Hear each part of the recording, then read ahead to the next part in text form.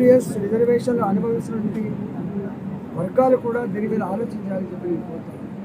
అంతేకాకుండా ఇవాళ poorest of the poor ఎవరైతే ఉన్నారో దళితులలో కూడా మాదిగ జాతి వివక్షకు గురవుతూ ఉన్నది.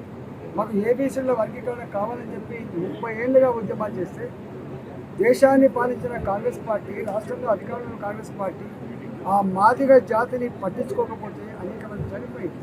ఇవాళ మోడీ గారు స్వయంగా ఒక జాతికి జాతి అణచివేతకు గురవుతున్న జాతి, ఇవాళ అభివృద్ధికి ఆమె దూరం ఉన్న జాతి, అతి పేదరికంలో మగ్గుతున్న జాతి సమస్య పరిష్కరించాలని చెప్పి స్వయంగా ఏబీసీలలో వారే వచ్చి ఇవాళ మీటింగ్ ఏర్పాటు చేసి ఏబీసీల వర్గీకరణకు జన్మగీతం పాడుదాం, వాళ్ళు కోరిన సమస్యకు పరిష్కరిద్దామని చెప్పి భాజపా కమిటీ వేసి సుప్రీంకోర్టులో ఇలా వాదించి అతి త్వరలోనే ఇవాళ మాదిగ జాతికి ఏబీసీల వర్గీకరణను ఇలా అమలు చేస్తున్న పార్టీ భారతీయ జనతా పార్టీ. మూడవది 2014లో భారతీయ జనతా పార్టీ అధికారంకి వస్తే మొట్టమొదటి రాష్ట్రపతి ఒక దళిత బిడ్డ రాష్ట్రపతి.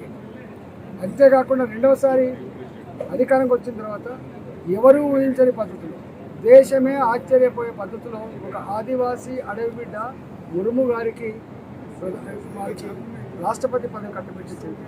ఇవాళ కేంద్ర క్యాబినెట్లో 75-76 మంది ఉంటే 27 మంది కేంద్ర మంత్రులు ఓబీసీ మంత్రులు సోయి మర్చిపోయారు.